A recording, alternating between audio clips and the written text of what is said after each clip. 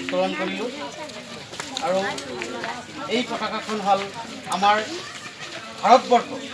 ইংৰাজৰ হাতৰ পৰা 1947 চনৰ 15 আগষ্টত স্বাধীন হৈছিল। সেই 15 আগষ্টটো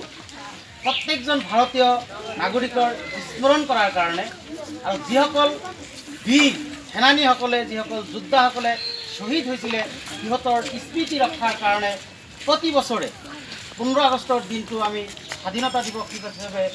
পালন কৰাৰ লগতে ৰাষ্ট্ৰীয় পতাকাখন উত্তোলন কৰি আমি সন্মান প্ৰদৰ্শন কৰোঁ আৰু তাৰে কাৰ্যসূচী হিচাপে আজি